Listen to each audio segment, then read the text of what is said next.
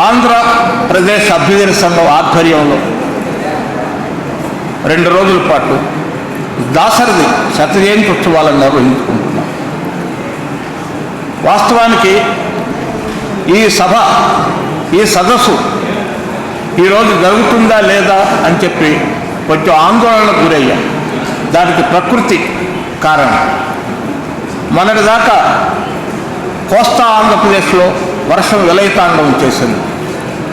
తర్వాత నిన్న ఈరోజు ఈ 3-4 రోజుల పాటు ఈ ప్రాంతంలో ఉత్తరాంధ్రలో భారీ వర్షాలు కురుస్తాయని ప్రకటించారు.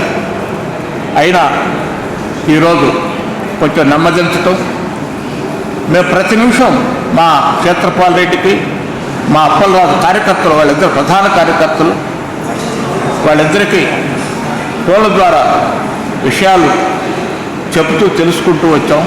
అయినా ఈరోజు జయప్రదంగా జరుగుతుంది. ఈ కార్యక్రమాల నిర్వహణలో ప్రధాన పాత్ర వహిస్తున్నది సత్యనారాయణమూర్తి గారు, ఆంధ్రప్రదేశ్ కమ్యూనిస్ట్ సమితి నాయకులు, సహాయ కార్యదర్శి. ఈ ప్రాంతంలో మార్క్సిజం భావజాల ప్రచారానికి కృషి చేస్తున్న వ్యక్తి. ఆయన నాకు ఒక రోజు ఫోన్ చేశారు. ఇలా మన అభ్యుదయ సంఘం, ఆంధ్ర విశ్వకళా పరిషత్ కలిసి నిర్వహించటం సముచితంగా ఉంటుంది, చేద్దామని అంటే చాలా మంచి కార్యక్రమం చేద్దామన్నాను. అలాగే సోమసుందర్ గారి శత జయంతి కూడా రేపు నవంబర్తో ముగుస్తుంది, అది కూడా ఏర్పాటు చేయాల్సిన ఆవశ్యకత ఉందంటే తప్పనిసరిగా ఈ కార్యక్రమం ఆ కార్యక్రమం చేపడదామని చెప్పి కూడా వారు అన్నారు. ఇక్కడ ఒక ప్రస్తావన ఏంటంటే, దాశరథి గారు గొప్ప సాహిత్యాన్ని తెలుగు నేల కొరకు సృష్టించారు. ఆంధ్ర మహావైతాళికుడిగా కూడా గుర్తింపు పొందారు. అయితే సోమసుందర్ గారు అదే సందర్భంలో, అదే సమయంలో తెలంగాణ గురించి అద్భుతమైన కవిత్వం రాశారు, వజ్రాయుధం రాశారు. నైజాం నవాబును ఖబర్దారని చెప్పి హెచ్చరించారు. ఆ పుస్తకం నిషేధమైంది. ఆంధ్రప్రదేశ్ ప్రభుత్వం వచ్చిన తర్వాత ఆ పుస్తకం మీద నిషేధాన్ని ఎత్తేశారు. ఆయన జైల్లో కూడా ఉన్నాడు. అటువంటి మహాకవి ఆవంస సోమసుందర్ గారి మీద కూడా శత జయంతి సభను తెలంగాణ ప్రాంతంలో తెలంగాణ అభ్యుదయ సంఘం నడపాల్సిన అవసరం ఉంది, నిర్వహించాల్సిన అవసరం ఉంది. అది అక్కడ మా అరసం ప్రధాన కార్యదర్శి అయిన డాక్టర్ రాపోల సుదర్శన్కి, కార్యవర్గాలకు కూడా మేము గుర్తు చేశాం. వారు తప్పక నిర్వహిస్తామని అన్నారు. అందుకు సంతోషం. మిత్రులారా, ఈరోజు నేను కీలకోపన్యాసం చేస్తున్నాను. వాస్తవానికి ఏంటంటే, కీలకోపన్యాసం దాదాపుగా చదివే అలవాటు ఉంటుంది, చదవాల్సిన అవసరం కూడా ఉంటుంది. అందులో అనేక కవితలను, అనేక పద్యాలను ఉదహరిస్తాం కాబట్టి అవన్నీ జ్ఞాపకం చేసుకోవటం కష్టం. కాబట్టి ఒక పత్రంలాగా తయారు చేసుకొని ఆ పత్రాన్ని మీ ముందు ప్రవేశపెట్టడం అనేది ఒక ఆనవాయితీ. అదే మా సోదరుడు కోటేశ్వరరావు అయితే ఆయన వృత్తి అది, ఆయనకు అంత జ్ఞాపక శక్తి ఉంది, పద్యాలు అలవోకగా చెప్పగలదు, ఎన్ని వందల పద్యాలైనా కూడా అతను ఆ కార్యక్రమం అలా నిర్వహించగలడు. నేనైతే మొత్తం చదివే ప్రయత్నం చేసి జాగ్రత్తగా మీకు అందజేసే ప్రయత్నం చేస్తున్నాను. మిత్రులారా,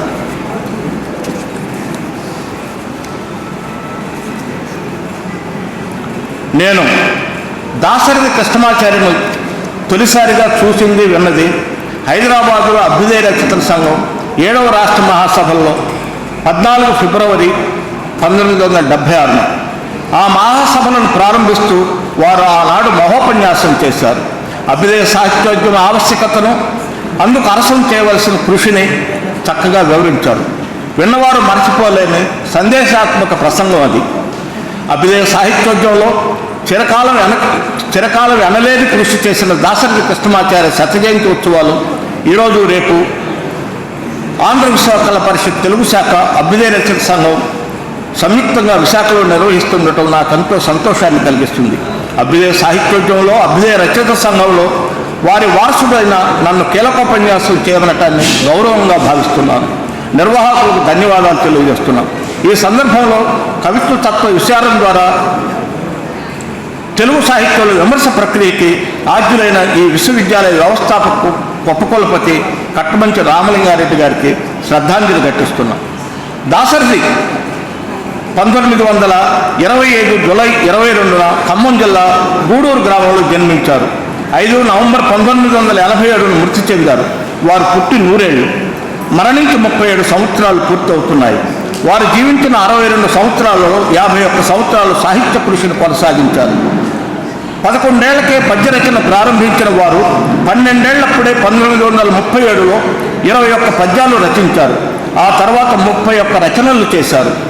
వాటిలో 14 కావ్యాలు ఉన్నాయి. చక్కినవి బాలగేయాలు, లలిత గేయాలు, నవల, నాటిక, కథానిక, విమర్శ వ్యాసాలు. నేను దాశరథి కవిత్వ పరిధిలోనే కీలకోపన్యాసం చేస్తున్నాను. దాశరథి 1949 నుంచి అమరత్వం పొందేదాకా 14 కావ్యాలు రాశారు. అవి అగ్నిధార, రుద్రవీణ, మహాంధ్రోదయము, పునర్నవము, మహాబోధి, నవమి, నవమంజరి, అమృతాభిషేకం, కవితా పుష్పకం, తిమిరోగితో సమరం, ఆలోచనాలు, ధ్వజమెత్తిన ప్రజ, జ్వాలాలేఖిని, అభినవ దాశరథి శతకము, నేత్రపర్వం, అసంకలిత కవితలు. అలాగే ఇవి 2 చివరిలో వారు మరణాంతరం 1988లో పుస్తకాలుగా వచ్చారన్నమాట. దాశరథి కవిత్వంలోని ప్రధాన అంశాల గురించి మనం గుర్తించాలి. అవి ఆయన కవిత్వం అంగారం, శృంగారాల కలబోత. 1978లో 75లో ఆయన ఆలోచనాలు కవితా సంపుటి వచ్చేదాకా ఈ 2 పార్శ్వాలు అంటే అంగార శృంగారాలు కనిపిస్తాయన్నమాట. ఆ తర్వాత ఆయన అభ్యుదయ కవిత్వమే రాశారు. ఆయన కవిత్వంలోని ప్రధాన అంశాలు 4 ఉన్నాయి. వాటి గురించి చెప్తాను. తెలంగాణ రైతాంగ పోరాట నిమగ్నత, సమైక్యాంధ్ర నిమగ్నత, అది 1వ అంశం. తెలంగాణ రైతాంగ పోరాట నిమగ్నత, సమైక్యాంధ్ర నిబద్ధత. 2వ అంశం జాతీయవాద స్పృహ, జాతీయ సమైక్యత దృష్టి. 3వ అంశం భావకవిత్వ ప్రీతి. 4వ అంశం అభ్యుదయ కవిత్వ రీతి.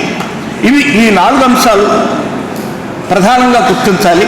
తర్వాత నాకున్న కాలపరిమితుల్లోనే పరిమితంగానే ఈ అంశాలను గురించి నేను మీ ముందు ఈ కీలక ఉపన్యాసం చేస్తే ప్రయత్నం చేస్తున్నాను. రైతాంగ పోరాటం నిమగ్నత, సమైక్యాంధ్ర నిబద్ధత అన్నాను. రైతాంగ పోరాటం అంటే తెలంగాణలో జరిగిన రైతాంగ సాయుధ పోరాటం గురించి చెప్పాల్సిన విషయం అన్నమాట. దాశరథి గారు బాల్యం గడిపింది గార్ల అనే గ్రామం. ఆ నిజాము పాలనలోని ఆ గ్రామంలో దాశరథి నిజాము నవాబు యొక్క వెట్టి పరిపాలనలోని వెట్టి విధానం, మతోన్మాదం, నిర్బంధ వసూళ్ల వంటి అరాచకాలను ఆయన స్వయంగా ఆ గార్ల గ్రామంలో చూశారు. ఆంధ్ర మహాసభ కమ్యూనిస్టులు కలిసి పనిచేస్తున్న ఉద్యమంలోకి ప్రవేశించారు. కమ్యూనిస్ట్ పార్టీలో సభ్యుడిగా చేరారు. ఆయన కమ్యూనిస్ట్ పార్టీలో సభ్యుడిగా చేరారు. 1942లో కమ్యూనిస్ట్ పార్టీ నిర్వహించిన సెల్ సమావేశాలకు, అండర్గ్రౌండ్ సమావేశాలకు హాజరయ్యారు. 1946లో భారత కమ్యూనిస్ట్ పార్టీ జరిపిన సాయుధ పోరాటంలో పాల్గొన్నారు. అరెస్ట్ అయ్యారు. జైలులోనే పోరాటాలు చేశారు. జైలు నుంచి తప్పించుకున్నారు. జైలు గోడల మీదనే కవితలు రాశారు, ఆగ్రహ ప్రకటనలు చేశారు. అందులో ఒకటి, ఓ నిజాము పిచాచమా కానరాడు నిన్ను బోలిన రాజు మాకెన్నడేని, తీగలను తెంపి అగ్నిలో దింపినావు నా తెలంగాణ కోటి రత్నాల వీణ. ఇది 1948లో నిజామాబాద్ జైలులో ఉండగా జైలు గోడల మీద బొగ్గుతో రాసిన పద్యం అన్నమాట. ఈ పద్యం ఎంతో ప్రసిద్ధి చెందింది. ఇందాక మిత్రులు కూడా ఉదహరించారని చెప్పి గుర్తు చేస్తున్నాను. తెలంగాణ సాహిత్య చరిత్రలో చిరస్మరణీయ స్థానం పొందింది ఈ పద్యం. తర్వాత మహాంధ్రోదయం, పునర్నవం కావ్యాలలో కూడా తెలంగాణ రైతాంగ పోరాట కవిత్వం రాశారు. తెలంగాణ నిజాం పాలన నుంచి విముక్తం కాగానే ఆయన విశాలాంతర దృక్పథంతో ప్రత్యేక తెలంగాణ రాష్ట్రోద్యమాన్ని వ్యతిరేకిస్తూ కవిత్వం రాశారు. ఇక్కడ 1-2 అంశాలు కూడా మీకు గుర్తు చేస్తాను. తెలంగాణ భారతదేశంలో అంతర్భాగమైన తర్వాత చరిత్ర, సంస్కృతి పట్ల గౌరవం ప్రకటిస్తూనే ఆంధ్ర రాష్ట్రం ఏర్పాటును ఆయన ఆహ్వానించారు. ఆంధ్రప్రదేశ్ ఏర్పడిన తర్వాత దాశరథి రాసిన కవితలలో ఒక్క తెలుగు ఒక్క వెలుగు ముఖ్యమైనది. ఒక్క తెలుగు ఒక్క వెలుగు ముఖ్యమైనది. ఎన్ని వందలేళ్లకు మనం ఏకమైతిమి, ఎన్నెన్ని పిశాచములను ఎదిరించితిమి, కలిసి ఉండ మార్గమును కనుగొనవలని, విడిపోయే ఆలోచన విడిచివేయవలన అని ప్రబోధించారన్నమాట. అందుకే దాశరథి ఏమన్నారు అని అంటే మహాంధ్ర వైతాళికుడిగా ఆయన కీర్తి గడించారు. ఇక్కడ ఒక విషయాన్ని కూడా గుర్తు చేస్తున్నాను. శ్రీనారాయణ రెడ్డి గారు కూడా తెలుగు జాతి మనది, నిండుకు వెలుగు జాతి మనది అన్నారు. ఆ తర్వాత ప్రత్యేక తెలంగాణ ఉద్యమం ఇవన్నీ వచ్చిన తర్వాత తెలుగు జాతి మనది, రెండుకు వెలుగు జాతి మనది అని చెప్పి ఆ నిండుగును రెండుగా చేసి ఆయన ఆ పద్యం కూడా రాశారు. ఇంకొక విషయం కూడా ఏంటంటే తెలంగాణ రైతాంగ పోరాటాన్ని గురించి నేను ఇప్పుడు నిజాంకు వ్యతిరేకంగా దాశరథి పోరాటం ఆయన ఆ పద్యం గోడ మీద బొగ్గుతో రాయటం గురించి చెప్పారు. అదే కాలంలో మహాకవి శ్రీశ్రీ నిజాము కొలువులో ఉద్యోగం చేశాడన్నది కూడా మీ ముందు ఉంచుతున్న అంశం అన్నమాట. ఇట్లాగే ఆయనకి జాతీయవాదం, జాతి సమైక్యత, ఆంధ్రప్రదేశ్ యొక్క ఆవిర్భావం ఎంత అవసరంగా భావించి మహాంధ్ర వైతాళికుడిగా గుర్తింపు పొందాడు. జాతీయవాదం, జాతి సమైక్యత పట్ల కూడా ఆయన అటువంటి అభినవేశాన్ని ప్రదర్శించారు. మన దేశంలోని అన్ని భాషలు నావి, నాకు అర్థమైన నావి కాకున్నా నావి, మంచు కొండలకు దూరంగా ఉన్న అవి నావి అన్నారు. ఇంకా ఏమన్నారంటే ఉత్తరాన గల హిమాచలం, దక్షిణాన గల జలధి జలం మన అందరిదని నేను అంటాను. ఐకమత్యమే బలం, ఐకమత్యమే మనకు బలం అని గట్టిగా ఆయన చెప్పారు. భారతీయులంతా ఒక్కటని ప్రపంచానికి చాటి చెప్పాలి రండి, ఏకకంఠంతో పలకాలి లెండి అని పిలిపించారు. అలాగే దేశమాతల గురించి కూడా ఆయన గొప్పగా పద్యాలు రాశారు. అంటే జాతీయవాదానికి సంబంధించి యుగ యుగముల పుణ్యపు పంట నీవు నీ పూజకు తెచ్చినాడనిదే పొంగిన గుండె నిండు పద్యములు అని ఎన్నో పద్యాలను ఏ భారతి అంటూ సమర్పించారు దాశరథి. ఇట్లాగా దాశరథి భావకవిత్వం గురించి కూడా మనం మాట్లాడుకోవాలి. ఇందాక అది ఒక ప్రధాన అంశం. దాశరథి భావకవిత్వం ప్రధాన స్రవంతిగా ఆ రోజుల్లో మారుతుందన్నమాట. ఆ రోజుల్లో దాశరథి సాహిత్య రంగంలో ప్రవేశించే నాటికి భావకవిత్వం అనేది విశృంఖలంగా ఎక్కువగా అబ్బు రామకృష్ణారావు గారు, దేవులపల్లి కృష్ణశాస్త్రి గారు, రాయపురోలు సుబ్బారావు గారు వాళ్ళందరూ దాన్ని నిర్మించి దానిలో బాగా కృషి చేస్తున్నారు. ఆ భావకవిత్వాన్ని ప్రచారం చేస్తున్నారు.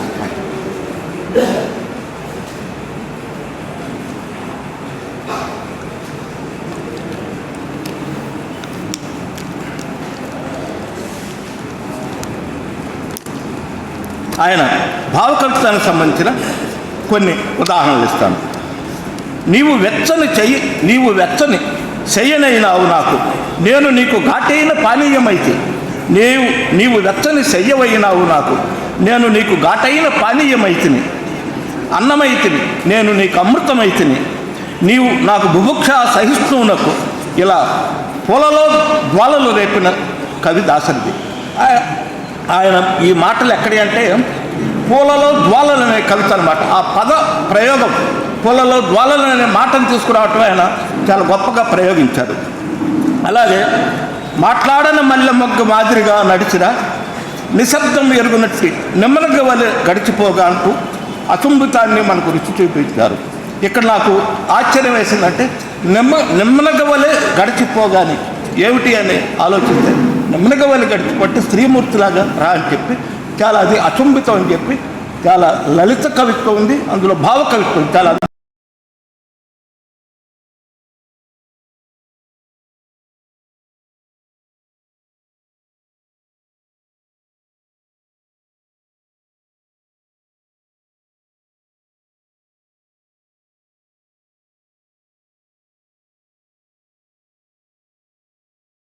కాబట్టి అటువంటి ఉత్తమోత్తమైన భావకవిత్వం రాశారు. దాశరథికి వసంతం అంటే పరమప్రీతి. ఉదయాస్తమానాలు, ఎండవానలు కూడా దాశరథి కవిత్వాలు వస్తువులయ్యాయి. దాశరథి గాలిబు గీతాలు ఎంత భావసుందరమైనవో పాఠకులకు తెలిసిందే. చలనచిత్ర గీత రచయితగా మదిలో వీణలు మోగే మైపరిపించే భావగీతాలు రాసి ప్రేక్షకుల హృదయాల్లో కొలువైనారు దాశరథి. వాస్తవానికి తెలుగు చలనచిత్ర సేవలో వీణ గురించి దాశరథి రాసిన పాటలు మరెవరూ రాయలేరు. అది చలనచిత్రాల్లో గేయాల గురించి మాట్లాడటానికి మన మిత్రులు కూడా వస్తున్నారు. ఓకే, అభ్యుదయ కవిత్వ రీతి, ఇది ఇప్పుడు 2 అంశాలు మాట్లాడాను.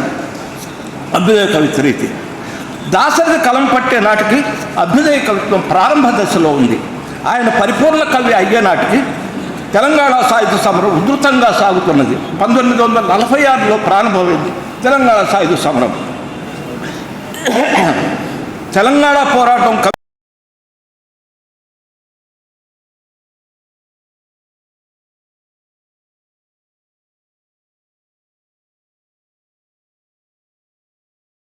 శ్రామిక పక్షపాతం, ధనస్వామ్య వ్యతిరేకత, సామ్యవాద వ్యవస్థ అనుకూలత, యుద్ధ వ్యతిరేకత, శాంతి కాముకత, అణ్వాయుధ వ్యతిరేకత వంటి అనేక లక్షణాలు మనకు దాశరథి కవిత్వం నిండా కనిపిస్తాయి.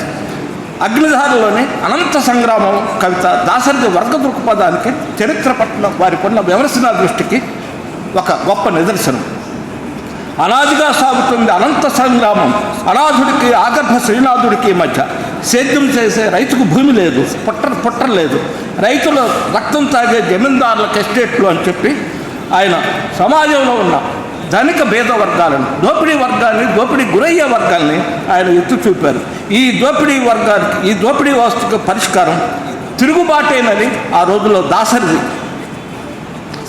చెప్పారు. చివరిదాకా అదే అభిప్రాయం కూడా ఆయన కవిత్వం ద్వారా మనం తెలుసుకుంటాం. దాశరథి ఇందాక రైతుల రక్తం తాగే జమీందారులకు ఎస్టేట్లో అన్నారు కదా, ఆయనకి రైతులంటే చాలా గొప్ప ప్రేమ, మరింత ప్రేమ కూడా ఉందని చెప్పి ఒక గొప్ప పద్యాన్ని కూడా అందిస్తున్నాను. ఎన్ని పుణ్యాలు చేసి జన్మించినావో ఈ ధరాభామిని మధురాధరాన, ఎన్ని పుణ్యాలు చేసి జన్మించినావో ఈ ధరాభామిని మధురాధరాన, అమృతం మలకించినావు నీ హలముతోడ, హాలిక వేల దండాలు నీకని చెప్పి మనకి అన్నం పెట్టే రైతాంగానికి ఆయనకు కృతజ్ఞతను ఈ పద్యం ద్వారా తీర్చాడు. ఇందాక కూడా మిత్రులు చెప్పారు, దాశరథి అనగానే మనకు గుర్తొచ్చే గేయం. ఆయనే ఆ గేయానికి పేరు పెట్టలేదు, ప్రశ్న రూపంలో ఆ గేయానికి ఏం పేరు పెట్టకపోతే కందిమళ్ళ ప్రతాపరెడ్డి గారు ఒక గొప్ప గేయ సంకలనాన్ని నీ కవిని బతికించుకోవాలని వెలువరించారు. దానికి గేయానికి ముందు ప్రశ్న గుర్తుపెట్టారన్నమాట, అంటే పేరు పెట్టలేదు దాశరథి. అయితే మన మిత్రులు అనేక పుస్తకాల్లో కానరాని భాస్కర్లందరూ అని, లేకపోతే ఆ చల్లని సముద్ర గర్భం అని చెప్పి ఈ రెండు శీర్షికలను ఉపయోగించారు. దాశరథి పేరు చెప్పడంతోనే గుర్తొచ్చే నిత్య నూతన గీతం ఇది. అనేక సభల్లో, ప్రజావేదికల మీద నిత్యము నిరంతరం ప్రజాగాయకులు ఆలపించే గొప్ప గీతం ఇదని చెప్పి నేను గుర్తు చేస్తున్నాను. ఆ చల్లని సముద్ర గర్భం దాచిన బడబానల మెంతో ఆ నల్లని ఆకాశంలో కానరాని భాస్కరులందరూ, అన్నార్తులు అనాథలున్న నా నవయుగ మరింత దూరము, కరువంటూ కాటకమంటూ కనిపించని కాలాలు ఎప్పుడు, పసిపాపల నిదురు కన్నులలో ముసిరిన భవితవ్యంతో గాయపడిన కవి గుండెల్లో రాయబడిన కావ్యాలెన్నో అని ఒక నవయుగాన్ని ఈ కవితలో ఆ సముద్ర గర్భంలో ఆయన ఆకాంక్షించారన్నమాట. ఆ ఆకాంక్షించిన దాశరథి గారు ఒక గొప్ప స్వప్నాన్ని కన్నారు. ఆ స్వప్నాన్ని సమత అనే కవితలో మనకు మరింత స్పష్టంగా వినిపించారు. విశ్వశ్రామిక ప్రజనే కవనముగా స్వీకరించి బాధలను అంగీకరించి మా కావ్యాల్లో మట్టి మనిషి నాయకుడై, చిట్టి మనిషి నాయకి అయి, జగత్తు పరిణామం కోసం పోరాడే ప్రదేశాన్ని నిర్దించి పురోగామి కవులుగా రచించే ప్రతి మాటలకు నీవే ఆకాంక్షా దైవానివి. సమతారా తల్లి, నీ అరుణారుణ తరుణ చరణ కిరణ పరం, నీ అరుణారుణ తరణ చరణ కిరణ వర్ణానికి ధరని నిక్కి చూస్తున్నది నిన్ను ఆహ్వానించుటకై. అన్నార్తులు, ఆపన్నులు, కిన్నులు, దీనులు, హీనులు, ప్రహసనాలు, దివ్య వసనాలు లేని కళాకారులు తమ ఎర్రని గుండెలనే జెండాలుగా, తమ మనసులను సుమనస్సులుగా, బారులుగా, భవిష్యత్ దారులుగా నుంచున్నారు అంటూ ఒక సామ్యవాద ఆకాంక్ష నిండిన సమతావో సమతను ఒక గొప్ప కవిత రాశారు. అలాగే గతాన్ని కాదనలేను, వర్తమానం వద్దనబోను, భవిష్యత్తు వదులుకోను, కాలం నా కంఠమాల, నా పేరు ప్రజాకోటి, నా ఊరు ప్రజావాటి, త్రికాలాలలో ప్రజలతోనే నేను స్పష్టంగా ఉంటానని స్పష్టం చేసిన అభ్యుదయ ప్రజాకవి దాశరథి అని చెప్పి మనం ఈ పద్యాల ద్వారా గుర్తించాలి. దాశరథి బౌద్ధ మతం వల్ల కూడా ప్రభావితుడయ్యారు. అంటే ఇతర అంశాలు భావ కవిత్వ ప్రీతి, అభ్యుదయ కవిత్వ రీతి గురించి చెప్పాను. నేను కొద్ది అనేక ఖండికలు ఉన్నాయి. వాటన్నిటి గురించి ఇక్కడ ముచ్చటించడం అటు సమయాభావం కాబట్టి నేను కొద్ది ముఖ్యమైన ఖండికలనే మీ ముందుకు దృష్టికి తీసుకొస్తున్నాను. ఇతర అంశాల గురించి కూడా చెప్తున్నాను. దాశరథి బౌద్ధం వలన కూడా ప్రభావితులయ్యారు. మహాబోధి కావ్యం రాశారు. బుద్ధుడు బోధించిన అహింసపై ఎక్కువ మక్కువను పెంచుకున్నారు. ప్రపంచం, దేశం, రాష్ట్రం శాంతిని అభిలషించారు. అసలు విషయం మెరుగుడి ఘర్షణతో ఏనాటికి హర్షం లభించబోదు అని శాంతి కావాలని కోరుకుంటూ ఆయన ఈ మాటలు కూడా ఒక చోట రాశారు. దాశరథి గాంధీకి విధేయుడు. దాశరథి గాంధీకి కూడా విధేయుడు. గాంధీ భావజాల ప్రభావం కూడా ఆయన మీద ఉంది. ఆయన గాంధీ భావజాలం పట్ల ఉన్న అభిమానాన్ని ఒక పద్యంలో చెప్తున్నారు. ఏనాడెవడు కత్తితో గెలవలేదు ఈ విశ్వమును, ఏనాడెవడు కత్తితో గెలవలేదు ఈ విశ్వమును, ప్రేమ పాషాణాన్ని కట్టుము 40 ప్రపంచాలను మహాత్ముడిదే జ్ఞానోద్భవం చేశారు. నెవడు వినని సాహిత్య సామ్రాజ్యం నందైనను కొంతకు శాంతి పాదుకొననిమ్మ నీకు పుణ్యం బగును అని చెప్పారు. అంటే మహాత్ముడి బోధనల గురించి ఆయన చెప్తూ దీనికి ఇంకా కొనసాగింపుగా ఏమన్నారంటే, విప్లవం అంటే అర్థం తెలియని వారికి పిస్తోలు పట్టిన వాడే విప్లవవాది. విప్లవం అంటే అర్థం తెలియని వారికి పిస్తోలు పట్టిన వాడికే విప్లవవాది.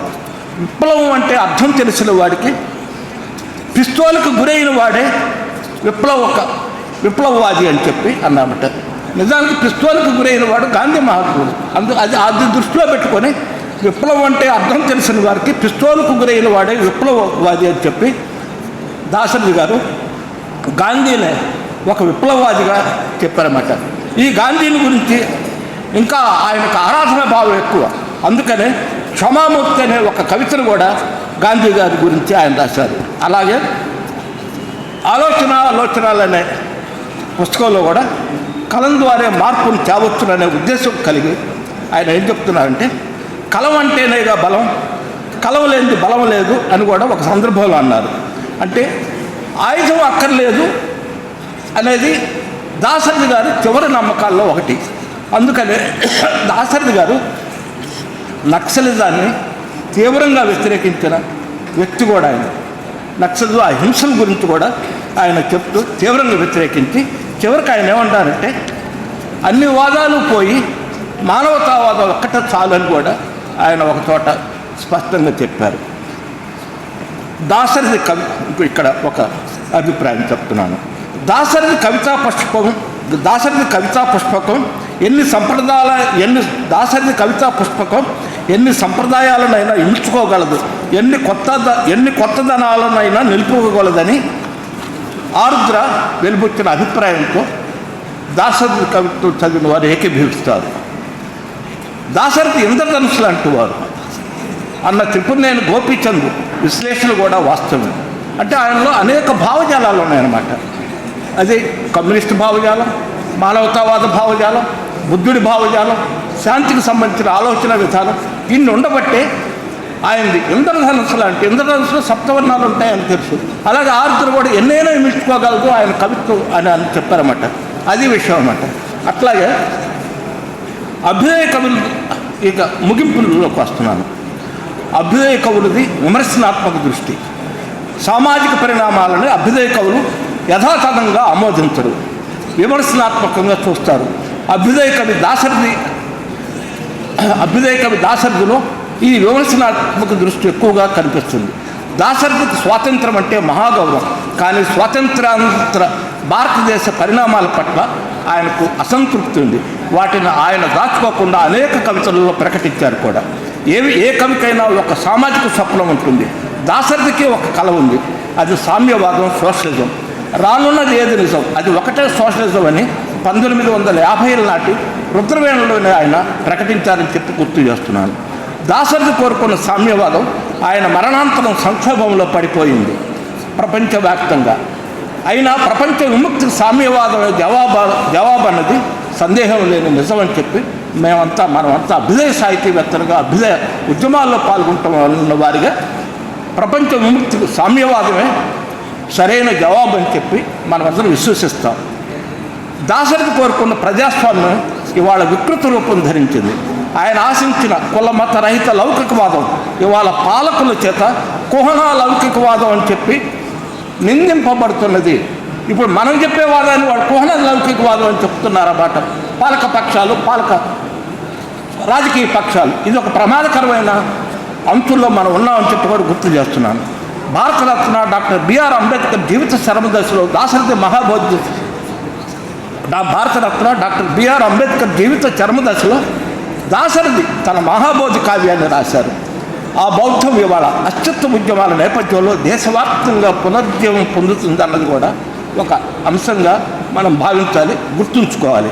నేడున్న పరిస్థితుల్లో దాశరథి కోరుకున్న సామ్యవాదం, ప్రజాస్వామ్యం, లౌకికవాదం, మానవతావాదాలు ఎంతో ప్రాసంగికతలు కలిగి ఉన్నాయి.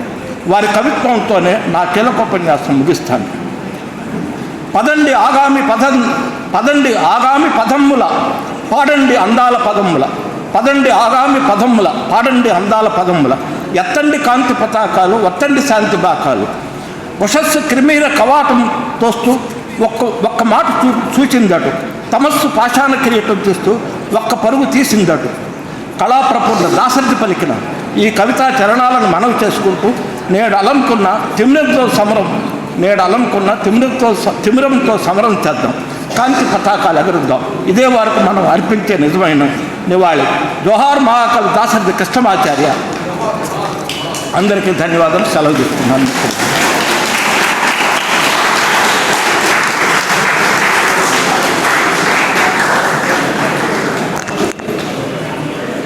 ఇది దాశరథి గారి స్కానింగ్ రిపోర్టు. తర్వాత డాక్టర్ గారు వస్తారు, వారి కవిత్వాన్ని మైక్రో లెవెల్లో విశ్లేషిస్తారు. ధన్యవాదాలండి పెనుగొండ లక్ష్మీనారాయణ గారు, మా జాతీయ అధ్యక్షుడికి ధన్యవాదాలు. ఎక్కువ సమయం లేదు కాబట్టి నేను కూడా ముందు అధ్యక్షుడు తొలి పలుకు, మలి పలుకు, మధ్యలో పలుకులు అన్నీ గొరిగేసి డైరెక్ట్గా స్పీకర్స్ని మీకు అప్పచెప్పేస్తున్నాను. ఇప్పుడు దాశరథి కవిత్వం, సామాజిక జీవితం డాక్టర్ కోయి కోటేశ్వరరావు గారు. వీరు ప్రముఖ విశ్లేషకులు, city college Telugu head, Hyderabad.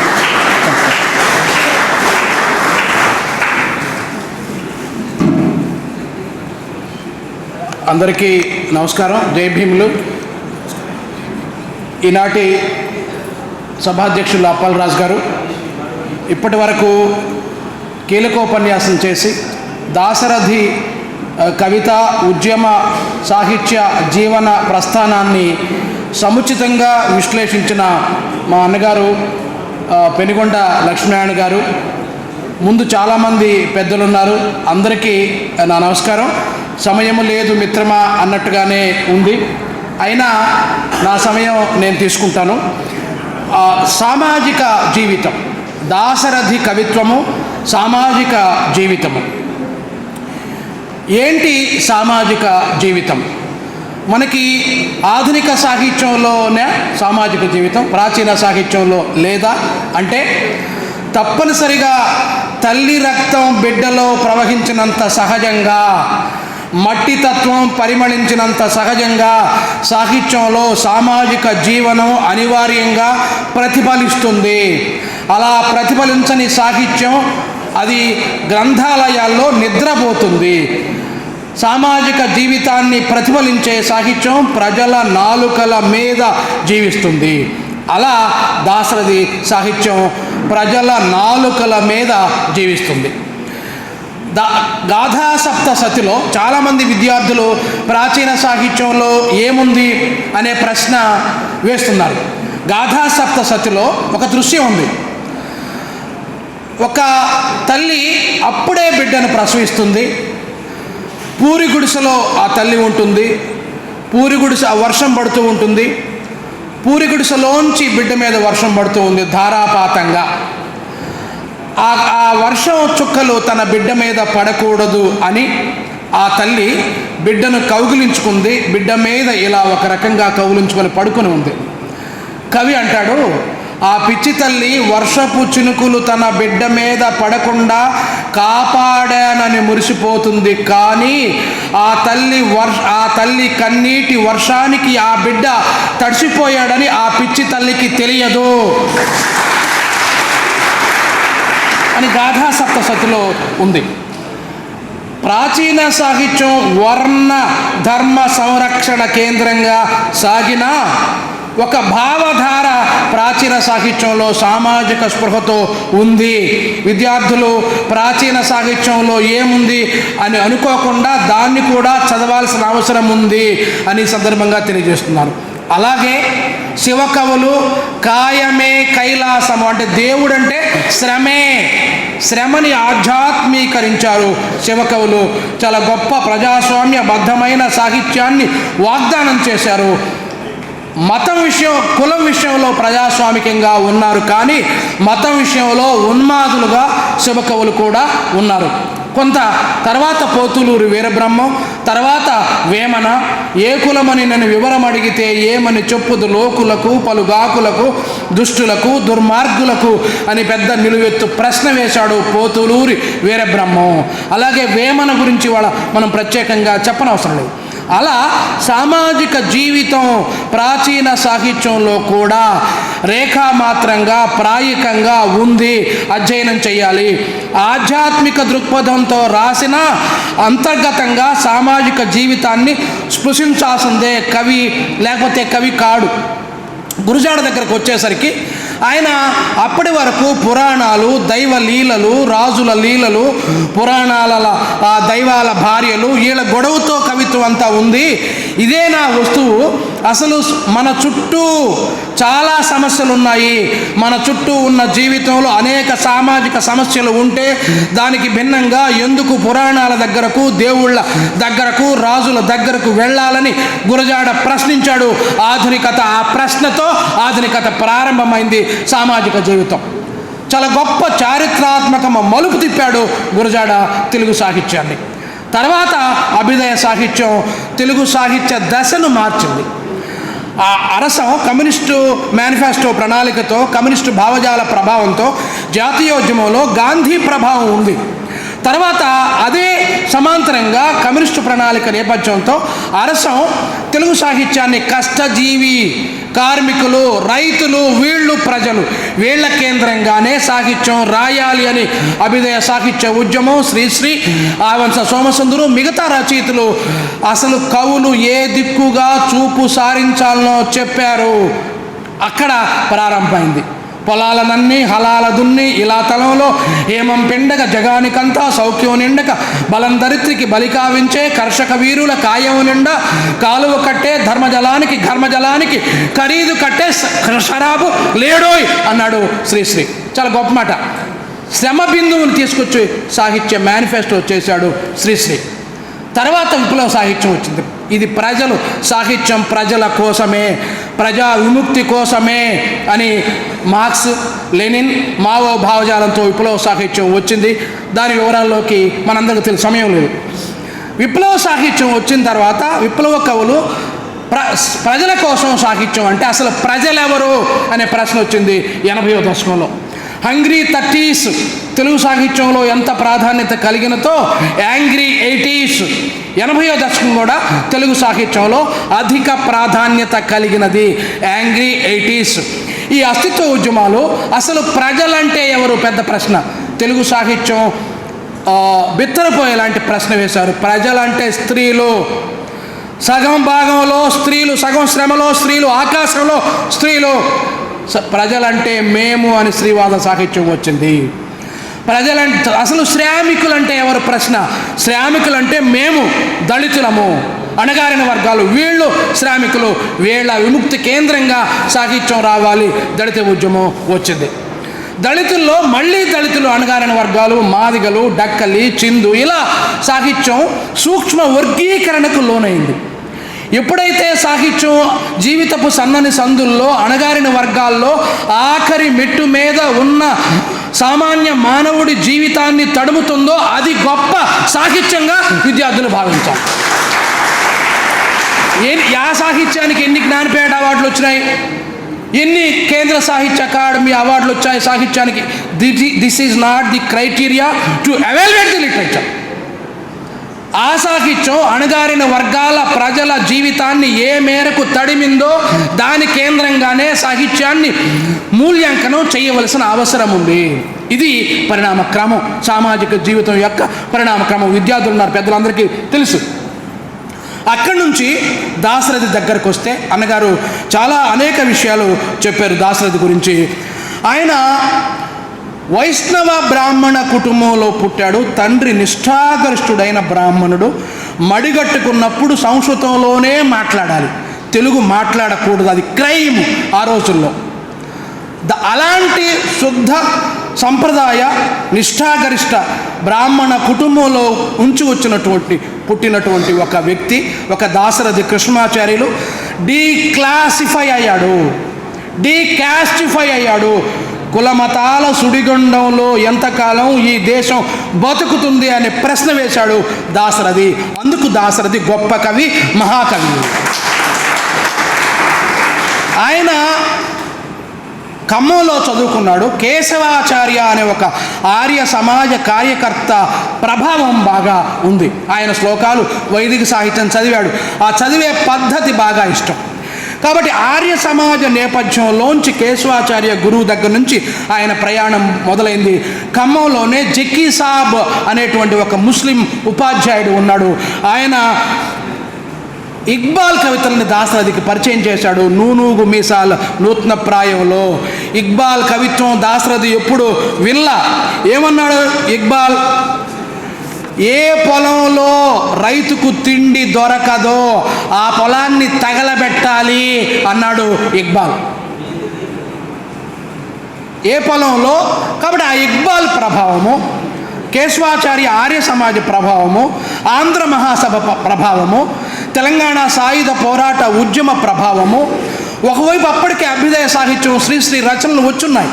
అంటే 30వ దశకంలో ఎరీనా మీదకు దాశరథి వచ్చేసరికి శ్రీశ్రీ సాహిత్యం వచ్చింది.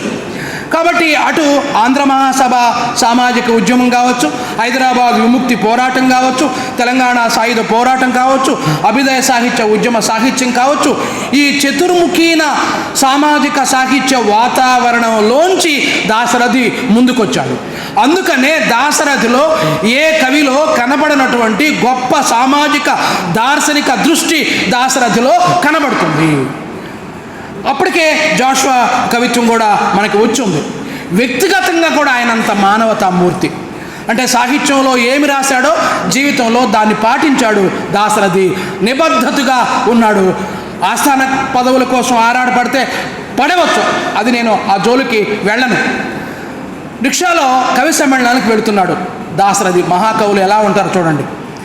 వెళుతుంటే రిక్షా అతను తొక్కుతున్నాడు, కూర్చున్నాడు. హైదరాబాద్లో కవి సమ్మేళనానికి వెళ్తున్నాడు.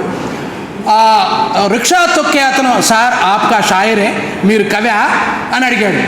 ఎస్, నేను కవినే అని చెప్పాడు. రిక్షా తొక్కే అతను, నేను కూడా కవినే సార్, మై బి షాయర్ సార్ అని రిక్షా తొక్కుతూనే అన్నాడు. అయితే రిక్షా ఆపు అని దాశరథి రిక్షా దిగి, నువ్వు కాసేపు రిక్షా మీద కూర్చో, నేను రిక్షా లాగుతాను అని రిక్షా లాగిన మహాకవి దాశరథి. అది కార్యాచరణ. నువ్వే పని చేయాలి, నేను రాస్తానంటే కుదరదు. నువ్వు భాగం కావాలి. గాలిలోని వాలులా, నీటిలోని చేపల, ప్రజల మధ్యన ఒకనిగా ఉండాలి కవులు. కాబట్టి దాశరథి జీవితాంతం ప్రజల మధ్యన ఒకడిగా ఉన్నాడు. తెలంగాణ సాయుధ పోరాటం ఆయనలో ఒక అగ్నిని రాజేసింది. ఏ కవికి ఇవ్వనటువంటి సామాజిక ఉత్తేజాన్ని, అగ్నితత్వాన్ని దాశరథికి ఇచ్చింది. నిజాం నవాబు ఆగడాలు, జాగీర్దారులు, జమీందారులు, దేశ్ముఖ్లు, వీళ్ళ దోపిడీ తీవ్రంగా వ్యతిరేకించాడు బాల్యంలోనే దాశరథి. అందుకే నా గీతావళి ఎంత దూరము ప్రయాణం బవునో అంతదాకా ఈ భూగోళమునకు అగ్గివెట్టెదను. నిప్పులు పోసి హేమంత భామ దోమున్యుష్ణ గోళమ్ముపై ప్రాగాకాశ నవారణాస్త్రు ధారాలు చల్లార్చదని అన్నాడు. ఈ సమాజంలో ఎక్కడ దోపిడీ ఉంటుందో, ఎక్కడ ఆధిపత్యం ఉంటుందో, ఎక్కడ నిరంకుశత్వం ఉంటుందో అక్కడ నేను నిప్పు పెడతాను అన్నాడు. అగ్ని అంటే అది. అంటే ప్రక్షాళన చేస్తుంది అగ్ని, అన్యాయాన్ని నిరంకుశత్వాన్ని దహిస్తుంది అగ్ని, ఒక తేజస్సును అగ్ని ఇస్తుంది. కాబట్టి ఈ నా గీతావళి ఎంత దూరము ప్రయాణం బవునో అంతదాకా ఈ భూగోళమునకు అగ్గి పెట్టేదను అన్నాడు. అలా ఇంకొక గొప్ప మాట అన్నాడు. కవి ఎవరి గురించి రాయాలి? కష్టజీవి పక్కన కవి నిలబడాలని శ్రీశ్రీ అన్నట్టుగానే పీడిత ప్రజావాణికి మైకమర్చి కవి రాయాలి అని ఒక గొప్ప యుగ చైతన్యాన్ని వాగ్దానం చేసే ఒక గొప్ప మాట అన్నాడు. ఏ కవైనా పీడిత ప్రజావాణికి మైకమర్చాలి అన్నాడు. చాలా గొప్ప మాట. అది దాశరథి జీవితంలో ఉండే సామాజిక తత్వం. అలాగే ఆయన పీడిత ప్రజావాణికి మైకమర్చాడు. కవి అనిల్ అంబానీ గురించి రాయన అవసరంలా, రాధికా మర్చెంట్ గురించి రాయన అవసరంలా, ఆ పెళ్లికి ఎంతమంది హీరోలు వచ్చారో మా విద్యార్థులు లెక్క పెడుతున్నారు, లెక్క పెట్టిన అవసరంలా. మహాకవి ఆ పెళ్లిలో అలంకరణ చేస్తూ కార్మికుల చెమట బిందువులు ఎన్ని రాలిపోయాయో ఆ చెమట బిందువుల్ని లెక్క పెడతాడు మహాకవి. అది మహాకవి యొక్క తత్వం. చార్మినారు కడుతున్నారు, చార్మినార్ కట్టేటప్పుడు చార్మినార్ సౌందర్యం చూస్తాము, కానీ మహాకవి చార్మినార్ స్వరూపాన్ని చూడడు. చార్మినార్ కట్టడంలో కడుతున్నటువంటి బేల్దార్ మేస్త్రులు ఎండలో వానలో తడిసి ఆ కట్టడానికి జీవితాన్ని ధారబోసిన పీడిత ప్రజల గురించి మహాకవి ఆలోచిస్తాడు. అంబర చుంబి సౌధములకు ఆయువు పోసడి నీ శ్రమ ప్రభావంబు అని చార్మినార్ కట్టేటువంటి స్త్రీల గురించి కవిత్వం రాసిన మహాకవి దాశరథి. ఇంకొక మాట అన్నాడు. రాసి రాసి నా కలమ్ములో సిరాయింకి రక్తమ్ము పోసి అరుణ తరుణాక్షరాల పద్యాలు కూర్చి ఆకలికి మాడిపోయేది నీ కొరకై అన్నాడు. అది మహాకవి. అమ్మా నీ కొరకు నేను ఆకలికి మాడిపోతానమ్మా అని కార్మికుల చెమట బొట్లను తీసుకొని కవిత్వం రాశాడు. అది దాశరథి యొక్క కవిత్వం, సామాజిక జీవితం. అలాగే దాశరథి ఒక పెద్ద ప్రశ్న వేశాడు. నిరుపేద అనే ఖండికలో ప్రసాదం ఎక్కడ ఉంటుంది? ప్రసాదం ఎక్కడ ఉంటుంది? మా విద్యార్థులను అడిగితే ప్రసాదం తిరుపతిలో ఉంటుంది, ప్రసాదం చర్చిలో ఉంటుంది, ప్రసాదం మసీదులో ఉంటుంది. ఇది గొడవ. దాశరథి ప్రసాదం తిరుపతిలోనే కాదు, మసీదులో కాదు, చర్చిలో కాదు, ప్రసాదం పేదవాడి చెమట బొట్టులో ప్రసాదం ఉంటుంది అన్నాడు దాశరథి.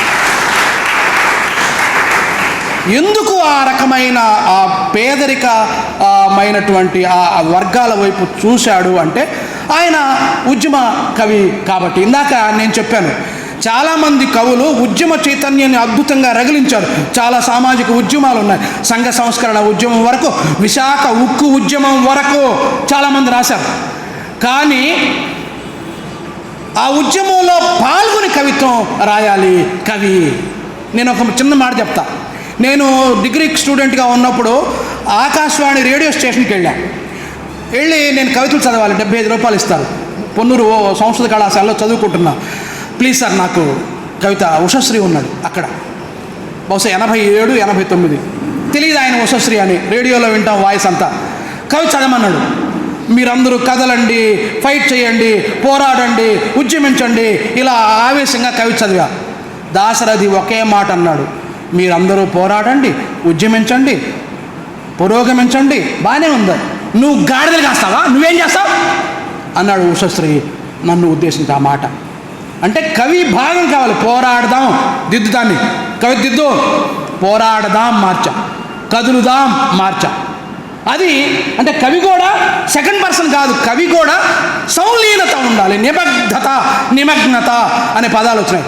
నేను వాటిని వివరించడం సమయం లేదు కాబట్టి అలా దాశరథి ఒక గొప్ప సామాజిక జీవితాన్ని ఆయన తన కవిత్వం ద్వారా చెప్పాడు. ఆయన ఒక గొప్ప మాట అన్నాడు, చలనశీలమైన మానవ జీవితంలో సంబంధం ఉన్న రచన గుండెలను కదిలిస్తుంది అన్నాడు. గుర్తుపెట్టుకోవాలి విద్యార్థులు, చలనశీలమైన మానవ జీవితంతో సంబంధం ఉన్న రచన గుండెల్ని కదిలిస్తుంది అన్నాడు. తట్టి లేపుతుంది. ఒక చోట ఉండలేని తనం క్రియేట్ అవుతుంది కవిత్వం చదివిన తర్వాత. పిడికిలి మనకు తెలియకుండానే మనం పిడికిలి బిగిస్తాము. ఆ రకమైన ఎరుకను పాఠకుల కార్యాచరణలోకి బట్వాడా చేస్తే అతను మహాకవి. ఆ రకమైన సామాజిక చైతన్య విద్యుత్తుని పాదంలో తన కవితా పాదం కరెంటు తీగలాగా ఉంటుంది దాశరథి కవితా పాదం. దృశ్యాన్ని ఫోటో తీస్తాడు. కాబట్టి ఆయన నేను కవితలో చెప్పదలుచుకున్నది ప్రపంచ శాంతిని స్థాపించటం. నంబర్ 1. ఇవాళ యుద్ధోన్మాదము, ఇవాళ ప్రేమోన్మాదము, ఇవాళ కామోన్మాదము, ఇవాళ హింసోన్మాదము, ఇవాళ ఫ్యాసిజం ఈ భారతదేశాన్ని కమ్మేస్తున్నప్పుడు వీటన్నిటి మీద యుద్ధం చేయటానికి ఒక తాత్విక ఆయుధం కావాలి. ఆ తాత్విక ఆయుధం పేరు మహాకవి. ఆయన దాశరథి కావచ్చు, గద్దర్ కావచ్చు, ఆయన జాషువా కావచ్చు, ఆయన బోయి భీమన్న కావచ్చు, ఆయన గురజాడ కావచ్చు, ఎవరైనా కావచ్చు. కాబట్టి ఆ తాత్విక కార్యాచరణని దాశరథి మనకి అందిస్తాడు. అలాగే ఆయన యుద్ధాలు, కక్షలు, కార్పణ్యాలు లేని మానవ సమాజం కావాలి. నా వాదం మానవతావాదం, నా ధ్యేయం ప్రపంచ శాంతి. ఈ 2 మాటలు, ఇవి 2 కళ్ళు. నా వాదం మానవతావాదం, నా ధ్యేయం. ఎందుకు రాస్తున్నావంటే కావ్యం యశసే అర్ధకృతే వ్యవహార విధే శివేత రక్షతయే సజ్జపర నిర్వతయే అని చెప్పారు మనకి. హితం కోసం అదిగో అది నాకు కావాలి. అలాగే ఆయనే చెప్పాడు, కేవలం ఊహాసౌధంలో ఉండి ఆలోచించటం కాదు, ప్రజల మధ్యకు రావాలి కవి, ప్రజల సమస్యల్ని తెలుసుకోవాలి. అప్పుడే మన హృదయాల్లో నిండి వచ్చిన భావాలు, కవితలు ప్రయోజనవంతం అవుతాయి అన్నాడు. చాలా గొప్ప మాట. నేను ఏసీ గదిలో కూర్చొని ఎండలో రైతు కరిగిపోతున్నాడు, చెమట తడిచిపోతుందని ఏసీ గదిలో కూర్చొని రాస్తే ప్రయోజనం లేదు. నువ్వు పొలంలోకి వెళ్ళవసరం లే. కవి ఉద్యమాలతో మమేకం, కాళోజీలాగా, శ్రీశ్రీలాగా, దాశరథిలాగా, శివసాగర్ లాగా, గద్దర్ లాగా ఉద్యమాలతో నువ్వు ముందు నడువు. అలా ఆ రకమైనటువంటి ఎరుక దాశరథి కవిత్వంలో ఉంటుంది. కాబట్టి దాశరథి ప్రజల మధ్యన జీవించాడు. 12 ఏళ్ల వయసు నుంచి దాదాపుగా 50, 60, 70 దశకం వరకు ఆయన ప్రజల పోరాటాలతో మమేకమవుతూనే ఉన్నాడు. అందుకే కవిత్వానికి ఇంత విలువ వచ్చింది. कदाकार जब तक जीवन के कोलाहल भरे मेले में भीड़ का एक अंग नहीं बनाता तब तक वह कहानी नहीं लिख सकता అన్నాడు ప్రేమ్చంద్. కళాకారుడు, కవి ఎప్పుడైతే ప్రజా జీవితంలో మమేకం అవుతాడో, జీవన కోలాహలంలో సంలీనం అవుతాడో అప్పుడు కవిత్వం రాస్తాడు అని అన్నట్టుగా దాశరథి ఆ రకమైనటువంటి కవిత్వం రాశాడు. తరతరాల దరిద్రాల బరువులతో, కరువులతో కృంగి కృంగి కుమిలి కష్టాలకు, నష్టాలకు, ఖైదీలకు, కాల్పులకు సహనంతో, శాంతంతో బలిపశువై తలవాల్చిన దీన పరాధీన జాతి దెబ్బతిన్న బెబ్బులి వలె తిరగబడుతుంది. శ్రామిక జీవనంలో ఉండే ప్రతిఘటనాత్మక చైతన్యాన్ని కవిత్వంగా మలిచాడు దాశరథి. అలాగే ప్రాణములొడ్డి ఘోర గహనాటవులను పడగొట్టి మంచి మాగాణములను సృజించి పొలాలు దున్ని నవాబుకు స్వర్ణము నింపిన రైతుదే తెలంగాణము, రైతుదే ముసలి నక్కకు రాచరికమ్ము దక్కునే అన్నాడు. ఈ తెలంగాణ రైతుది, రైతు కూలీలది. ఈ తెలంగాణ ముందే చెప్పాడు, రాజ్యాధికార ఎరుక. ఎవడు శ్రమ చేస్తున్నాడో వాడిది. అది ఆంధ్ర కావచ్చు, తెలంగాణ కావచ్చు, వాళ్ళు పరిపాలించాలి. వాళ్ళు జీవితాంతం ఆ ప్రజాస్వామ్యబద్ధమైన కాన్స్టిట్యూషనల్ మొరాలిటీ అండర్లైన్ విద్యార్థులు తెలుసుకోవాలి. ఇవాళ మార్క్సిజం, ఇవాళ గాంధీయిజం, ఇవాళ అంబేద్కరిజం ఆ భావజాల నేపథ్యంలో సాహిత్యాన్ని పునర్మూల్యాంకనం చేయాల్సిందే. కానీ వాటన్నిటినీ సంలీనం చేసుకున్న కాన్స్టిట్యూషనల్ మొరాలిటీ, రాజ్యాంగ నైతికత కోణంలోంచి తెలుగు సాహిత్యాన్ని పునర్నిర్మించాల్సినటువంటి అవసరం ఉంది. ఈ బిడ్డలు రాజ్యాంగం మేనిఫెస్టో మనకి, మార్క్సిజం రాజ్యాంగంలో ఉంది, అంబేద్కరిజం ఉంది, గాంధీయిజం ఉంది. So what? కాబట్టి మీ తరం రాజ్యాంగ నైతికతను ప్రబోధించే కవిత్వం రాస్తే అది దాశరథికి గొప్ప నివాళి అని నేను ఈ సందర్భంగా తెలియజేస్తున్నాను. అలాగే దేవుళ్లను, దెయ్యాలను, వేడను చెప్పేశాడు. ఆయన వైష్ణవ కుటుంబంలో పుట్టి నిరంతరం 3 సార్లు పూజ చేసుకునే కుటుంబంలో పుట్టినటువంటి ఒక వ్యక్తి దేవుళ్లను, దెయ్యాలను, వేడను, ధనరాజుకు రారాజుకు ఓడను, రాజుగారి ముందు తల వంచను, ఈ మనజేశ్వరాధములకిచ్చు పురంబులు వాహనంబులు కొన్ని సొమ్ములు కొన్ని పుచ్చుకొని అని పోతన చెప్పాడు. నేను దేబరించను, వాళ్ళ దగ్గరికి వెళ్ళి రాజు ప్లీజ్ అని దేబరించను అని. ధనరాజుకు రారాజుకు ఓడను, ధనవంతుల కనక సౌధాల కివతల వణికే నిరుపేదల అడుసు గుడిస గోడను అన్నాడు దాశరథి.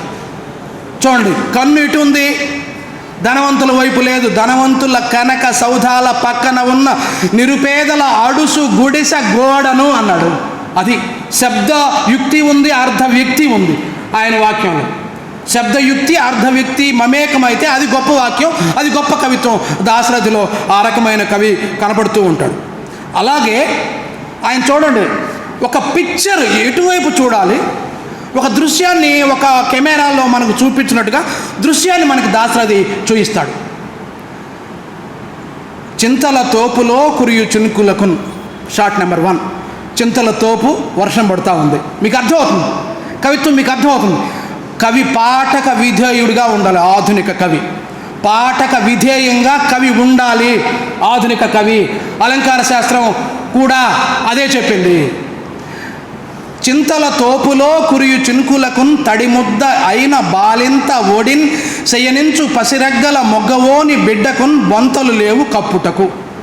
తోపులో తల్లి ఉంది, బిడ్డ చలితో ఉడుకుతుంది గడగడ, బొంతలు లేవు కప్పుటకు. బొంది హిమంబైపోవునేమో సాగింతును రుద్ర వీణపై ఇంచుక వెచ్చని అగ్నిగీతముల్ అన్నాడు. ఒక అద్భుతమైన మానవీయ దృశ్యాన్ని మనకి చూపించాడు.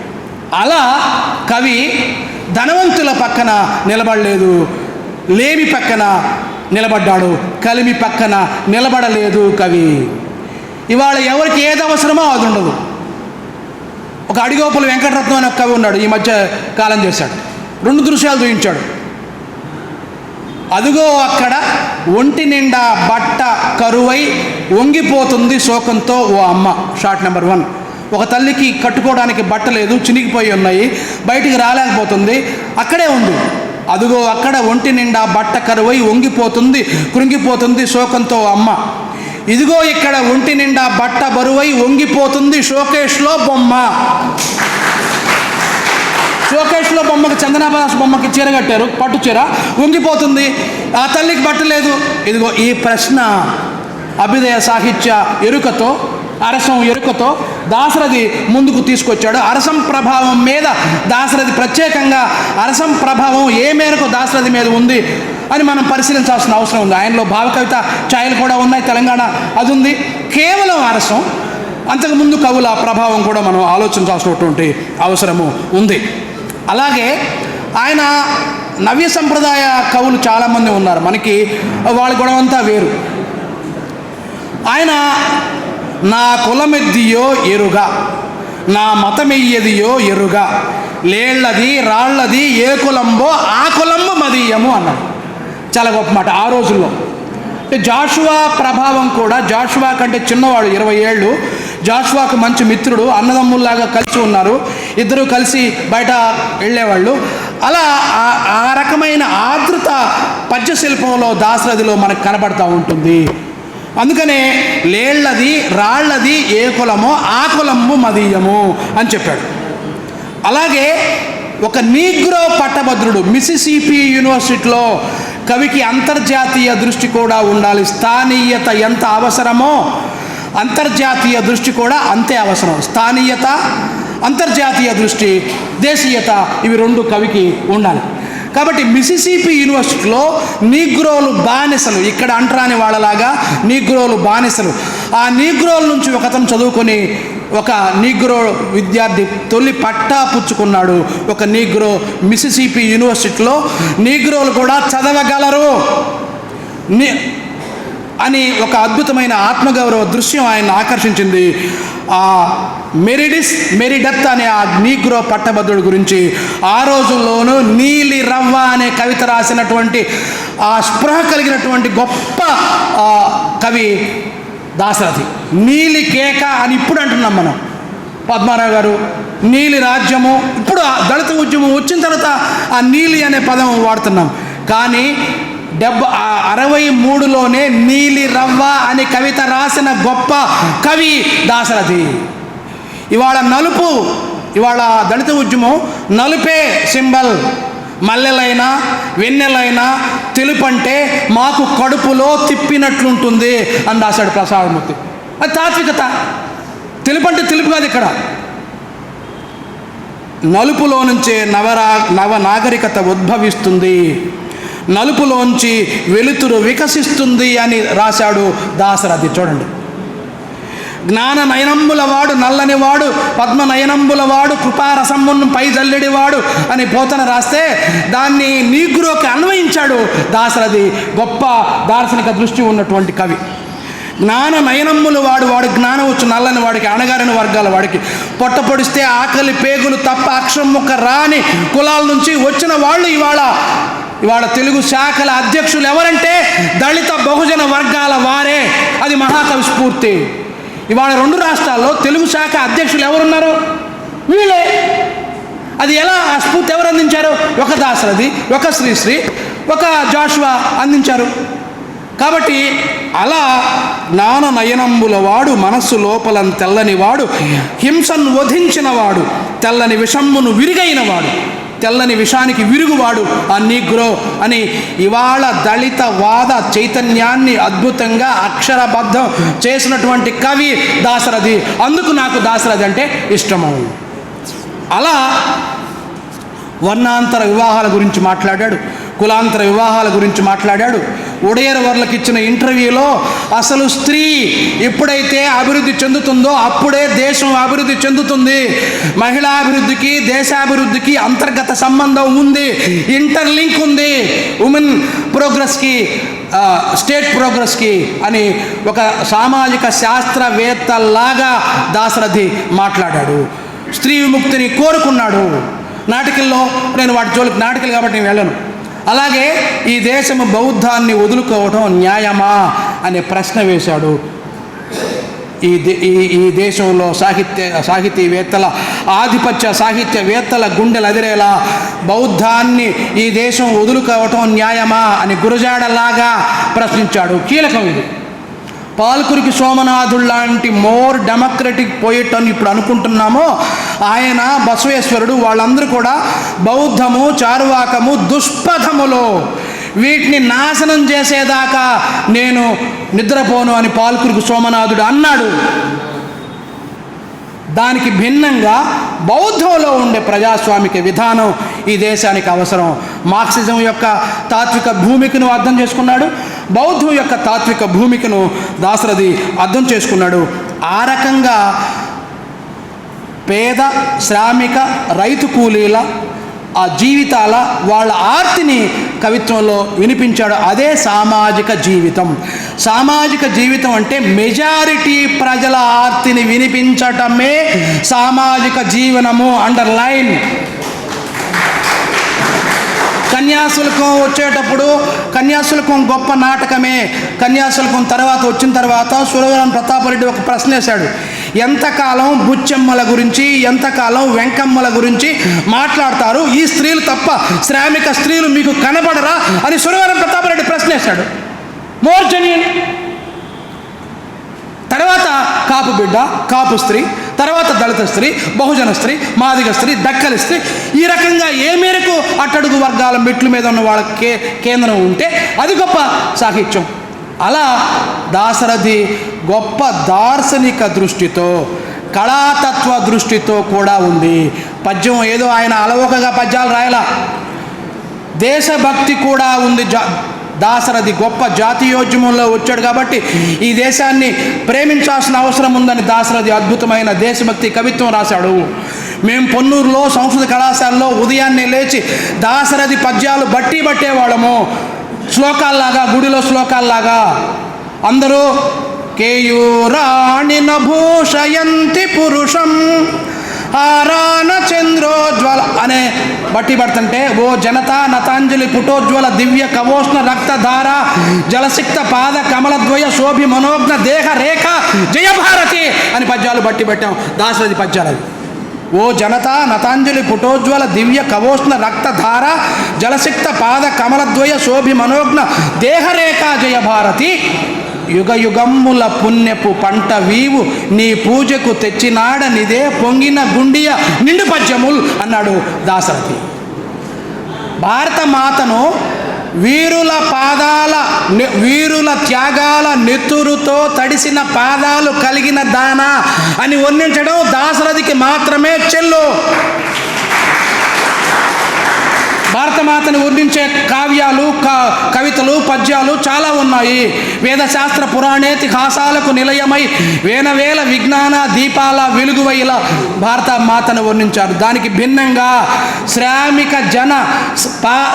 శ్రామిక రక్తసిక్త పావని భారతమాత అని భిన్నంగా భారతమాతని దాశరథి చెప్పాడు. అలాగే కేవలం కవిత్వంలో సామాజిక జీవితం ప్రతిఫలింపజేస్తే కుదరదు. వాళ్ళు మహాకవులు కారు. రాజకీయ చైతన్యంతో పాటు కళాతత్వ దృష్టి ఉండాలి. మావో ఏమన్నా అంటే కవికి రాజకీయ దృక్పథము, తాత్విక దృక్పథము కావాలి, కళాతత్వ దృక్పథము కావాలి. ఇవి రెండు ఉంటే వాళ్ళు మహాకవులు. దాశరథిలో ఆ కళాతత్వ దృక్పథం ఉంది. గెలిచినది గడ్డిపోచ.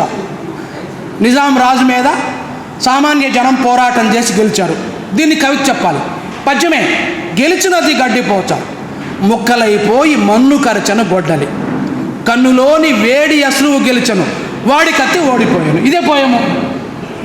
చాలా అద్భుతమైన ప్రతీకాత్మక వచన కవితలో ఉండే ప్రతీకాత్మక తాత్వికతను తీసుకొచ్చి పెట్టాడు. కన్నులోని వేడి అశ్రువు గెలిచను. ఇలా దాశరథిలో గొప్ప రాజకీయ చైతన్యం ఎంత ఉంటుందో కళాతత్వ దృష్టి కూడా ఉంటుంది.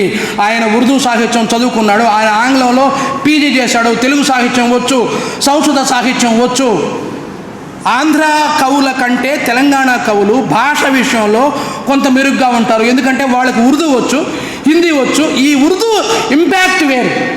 ఉర్దూలో గొప్ప రొమాంటిక్ లిటరేచర్ ఉంది, అలా ఈస్థెటిక్ లిటరేచర్ ఉంది ఉర్దూ సాహిత్యం. కాబట్టి తెలంగాణ ప్రాంతంలో కవులకు ఉర్దూ సాహిత్యం, హిందీ సాహిత్యము, సంస్కృత సాహిత్యము, తెలుగు సాహిత్యము, ఈ బహుముఖాల భాషా సాహిత్యాల ఇరుక ఉండటం వల్ల తెలంగాణ కవుల్లో భిన్నత్వం కనబడుతుంది. ఈ ప్రాంతం వాళ్లే గొప్ప కవులా అంటే కాదు. అది ప్రాంతాలకు అతీతంగా కవులు విశ్వనరులు, ఎక్కడైనా ఉండొచ్చు. అలా దాశరథి విశ్వ నరత్వాన్ని, విశ్వ పౌరసత్వాన్ని వాగ్దానం చేశాడు. ఒక్క విషయం మీకు చెప్పి నేను నా ఉపన్యాసం ముగిస్తాను. విద్యార్థులందరూ వినాలి. మీరు ఇంటి దగ్గర నుంచి బయలుదేరతారు. మీరు కొడుకు, బస్సు ఎక్కుతావు, నువ్వు ప్రయాణికుడు. నువ్వు కాలేజీకి వస్తావు, నువ్వు విద్యార్థి. నీకు ఆకలి అయితే హోటల్కి వెళ్తావు, నువ్వు వినియోగదారుడు. నీకు బోరు కొడితే సినిమాకి వెళ్తావు, నువ్వు ప్రేక్షకుడు. ఉదయం నుంచి కొడుకు, ప్రయాణికుడు, విద్యార్థి, వినియోగదారుడు, స్నేహితుడు, ఇలా అనేక రూపాల్లో ఉన్నావు.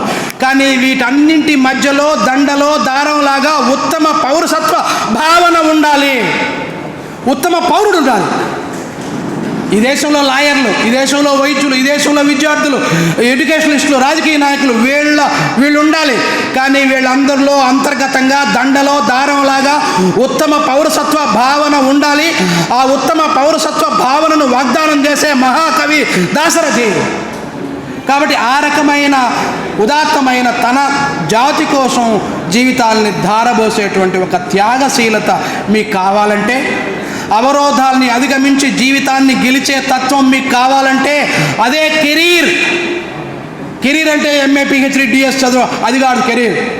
నిన్ను నువ్వు తెలుసుకోవాలి. విద్యార్థులు, నిన్ను నువ్వు తెలుసుకోవడానికి మహాకవుల సాహిత్యం చదవాలి. అదే వ్యక్తిత్వ వికాసము. గాలిబ్ గీతాల్లో దాశరథి రాశాడు. ఒక్క ప్రశ్న వేశాడు, ఏది గొప్ప విద్య? ఎంఏ పిహెచ్డి అది కాదు గొప్ప విద్య.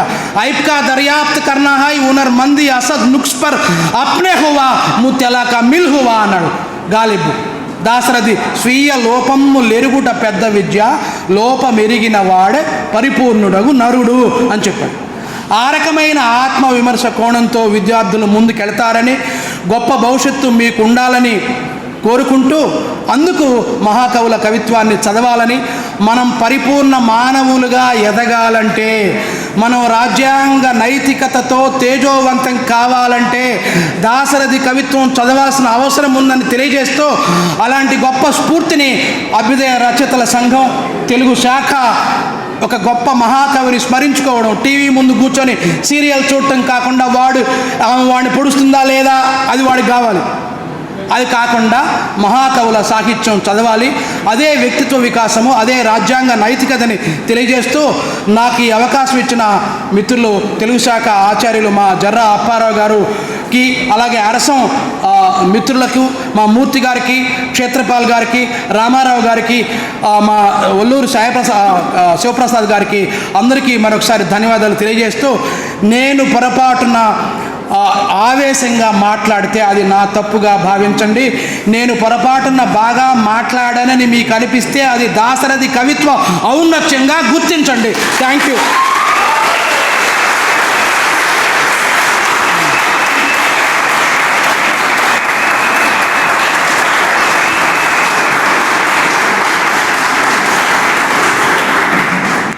చాలా ఆకలితో ఉన్న, చాలా గట్టిగా కొట్టారు చప్పట్లు. ధన్యవాదాలు సార్. అద్భుతమైన మీ ప్రసంగానికి ప్రతిస్పందన కూడా చాలా అద్భుతంగా ఉంది. ధన్యవాదాలండి కోయ కోటేశ్వరరావు గారు. ఇప్పుడు ఈ సభ ఇక్కడితో ముగిసింది, ఈ సెషను. నెక్స్ట్ భోజనానంతరం ఒక నిమిషం, ఒక సెకండ్, సార్ చెప్తారు మీ విషయం.